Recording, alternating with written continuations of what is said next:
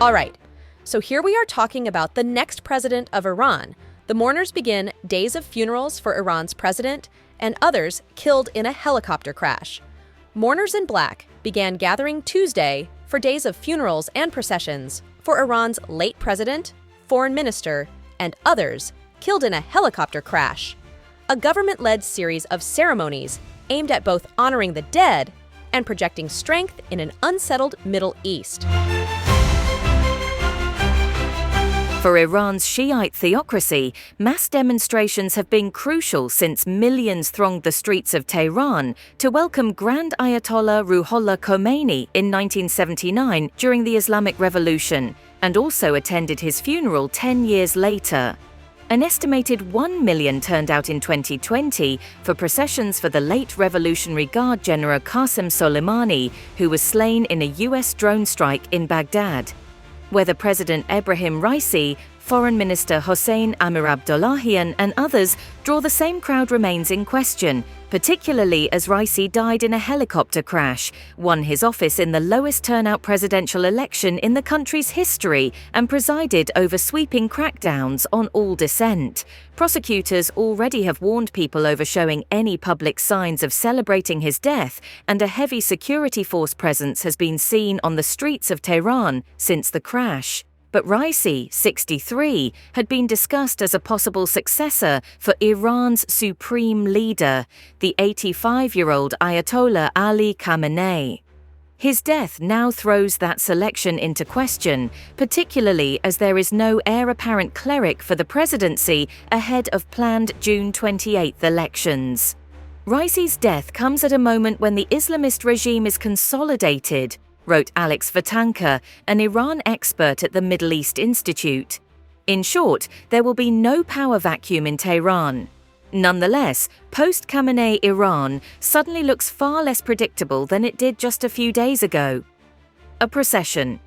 Tuesday morning, led by a semi-truck carrying the caskets of the dead, slowly moved through the narrow streets of downtown Tabriz, the closest major city near the site of the crash Sunday. Thousands in black slowly walked beside the coffins, some throwing flowers up to them as an MC wept through a loudspeaker for men he described as martyrs. The bodies will travel on to the holy Shiite seminary city of Qom before traveling to Tehran later Tuesday. On Wednesday, a funeral presided over by Khamenei will then turn into a procession as well. It remains unclear what international presence that funeral will draw, as Raisi faced US sanctions for his part in mass executions in 1988 and for abuses targeting protesters and dissidents while leading the country's judiciary. Iran under Raisi also shipped bomb-carrying drones to Russia to be used in its war on Ukraine. I don't feel comfortable sending condolences while Iran is sending drones that are used against civilians in Ukraine, wrote Lithuanian Foreign Minister Gabrielius Landsbergis on the social platform X. United Kingdom Security Minister Tom Tugendhat echoed that in his own message on X. President Raisi's regime has murdered thousands at home and targeted people here in Britain and across Europe. I will not mourn him. On Thursday, Raisi's hometown of Birjand will see a procession, followed by a funeral and burial at the Imam Reza Shrine in the holy city of Mashhad, the only imam of the Shiites' faith buried in Iran. That shrine has long been a center for pilgrims and sees millions visit each year. Over the centuries, its grounds have served as the final burial site for heroes in Persian history. It's an incredibly high, rare honor in the faith. Iranian President Mohammad Ali Rajai, the only other president to die in office when he was killed in a 1981 bombing, was buried in Tehran. Iran's theocracy declared 5 days of mourning, encouraging people to attend the public mourning sessions. Typically, government employees and schoolchildren attend such events en masse, while others take part out of patriotism, curiosity, or to witness historic events. Across Iran, its rural population often more closely embraces the Shiite faith and the government. However, Tehran has long held a far different view of Raisi and his government's policies, as mass protests have roiled the capital for years. The most recent involved the 2022 death of Mahsa Amini, a woman detained over her allegedly loose headscarf, or hijab. The months-long security crackdown that followed the demonstrations killed more than 500 people and saw over 22,000 detained. In March, a United Nations investigative panel found that Iran was responsible for the physical violence that led to Amini's death.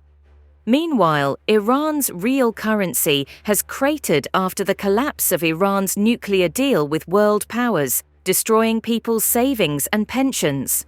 On Sunday night, as news of the helicopter crash circulated, some offered anti-government chants in the night. Fireworks could be seen in some parts of the capital, though Sunday also marked a remembrance for Imam Reza, which can see them set off as well. Critical messages and dark jokes over the crash also circulated online. Iran's top prosecutor has already issued an order demanding cases be filed against those publishing false content, lies and insults against Raisi and others killed in the crash, according to the semi-official ISNA news agency. No cause has yet been offered by Iran's government for the crash, which took place in a foggy mountain range in a decades-old helicopter.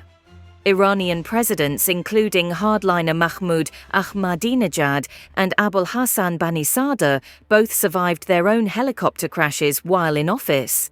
Iran's military, not its civil aviation authority, will investigate and later offer a report, authorities say.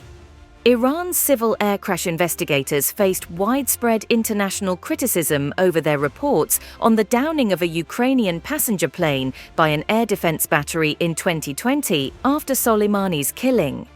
Meanwhile, Tuesday, Iran's new Assembly of Experts opened its first session after an election that decided the new assembly, a panel of which both Raisi and the late Tabriz Friday leader Mohammad Ali Aleh Hashem were members.